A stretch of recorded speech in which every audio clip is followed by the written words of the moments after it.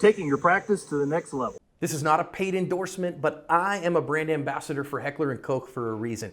HK firearms are incredibly high quality, and when it's time to step up out of the entry tier, they're the only ones I recommend. You carry a gun just in case. Shouldn't it be an HK just in case?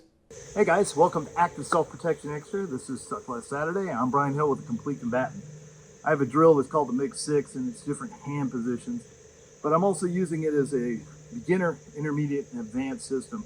And what I do is I add things to my training so that I get a chance to do it.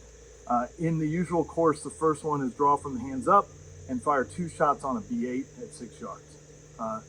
In the intermediate version, what I do is we start at 3 yards and we back up and fire 2 shots to a US PSA, because since we're moving, the par time gets a little rougher, so then it becomes 5, 3, and 0. And then the final one is move to cover and then fire 2 shots from the hands up position. What it allows me to do is create novelty and things that maybe of benefit in the real world shooting. Now, some of you can't do this live, so you do it in dry practice. It'll still work. You can practice your shooting skills at the range, practice your movement drills in dry practice, everything will be okay. Just watch your sights, be honest, call them hits or misses as they are. All right, so what I'm going to do is I'm going to fire 2 shots from the hands up position. This is going to be from roughly 6 yards, and I'm going to a B8 on the side over here. Instead of using a par timer, I'm just going to use the timer to do it.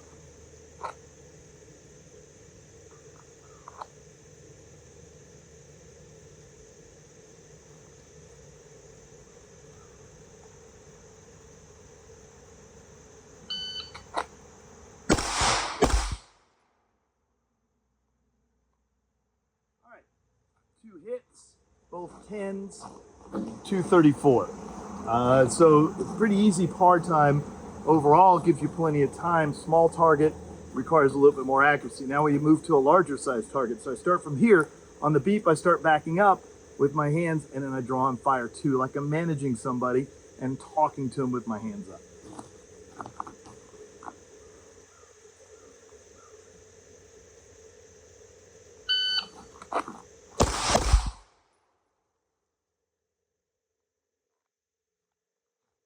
Okay, 187, it's a larger target, easier to do.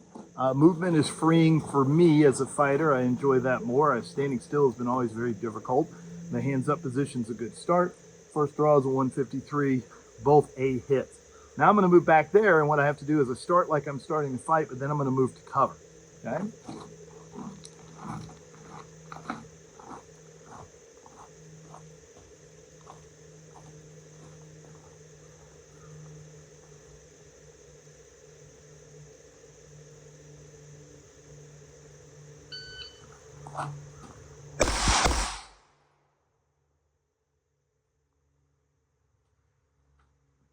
For camera angle, I did it on the same side. I would actually come out the other side of cover, but I was afraid you wouldn't be able to see me.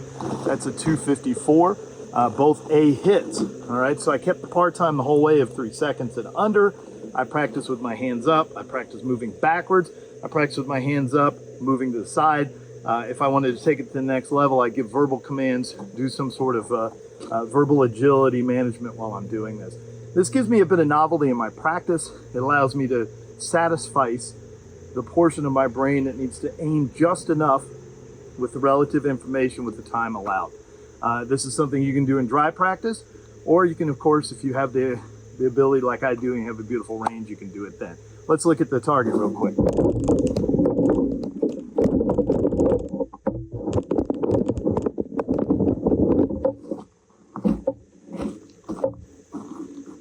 All right, guys, so there's the hits. There's the hits. You see them. It's all good. Everything was under 3 seconds. If we look through the memory, I had a 187, I had a 254, and I had a 234. All right, so everything's good. Roughly 6, 7 yards there as I'm moving through it. And it's a good way to practice. The more things that you learn to manage and practice, the easier some of these smaller drills will seem, like standing still on the line and drawing at speed. It allows you to stretch a little bit as a trainer and get better at what you're doing. It creates novelty, which the brain really enjoys, and it wants something different. So make sure you do a little bit different in your practice. All right, as always, guys, measure, refine, and perform.